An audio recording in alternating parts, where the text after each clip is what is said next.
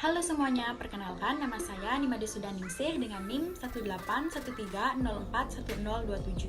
Nah, pada video kali ini saya akan menjelaskan mengenai proses-proses yang mempengaruhi evolusi. Yuk kita simak videonya.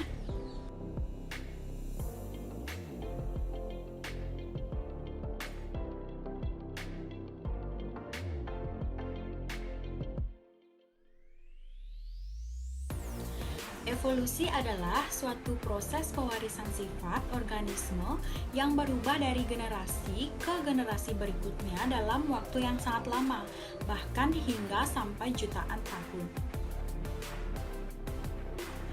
Adapun proses-proses yang dapat mempengaruhi evolusi yaitu yang pertama adalah perkawinan tak acak. Nah, secara alami tidak ada perkawinan yang benar-benar acak. Perkawinan secara umum itu dipengaruhi oleh faktor-faktor pilihan. Contohnya yaitu pada manusia. Nah, manusia itu akan cenderung mengembangbiakan hewan atau tanaman yang bagus dan dapat menguntungkan bagi manusia tersebut. Faktor yang kedua yaitu migrasi. Nah, ketika individu meninggalkan suatu populasi atau beremigrasi, maka ia akan membawa alel keluar. Begitu juga sebaliknya. Hal ini yang kemudian berpotensi untuk menghasilkan alel baru.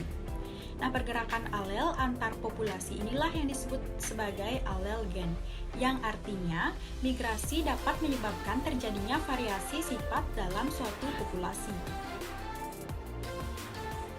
Untuk faktor yang ketiga yaitu adalah hanyutan genetika. Ketika sebagian anggota populasi terpisah dari populasi besar ataupun kawin hanya dengan antar populasi mereka, maka frekuensi alel akan berubah.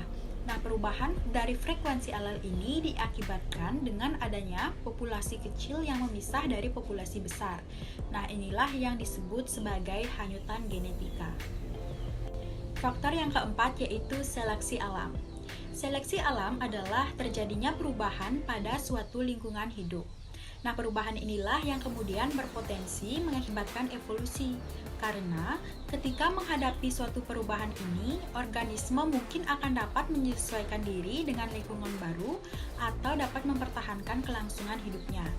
Atau dengan kemungkinan lain, organisme tersebut tidak mampu menyesuaikan diri dengan lingkungannya yang baru dan kemudian akan mati atau pindah ke daerah lain yang tidak mengalami perubahan lingkungan.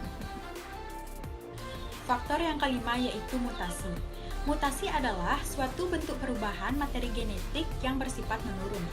Nah, mutasi ini bisa terjadi pada semua organisme dan merupakan sumber dari adanya variasi hereditas. Ketika adanya beberapa gen yang bermutasi, maka akan mengakibatkan terjadinya perubahan frekuensi gen. Dengan adanya mutasi ini, maka dapat terbentuk spesies baru yang adaptif dan juga memiliki peningkatan daya fertilitas dan viabilitas.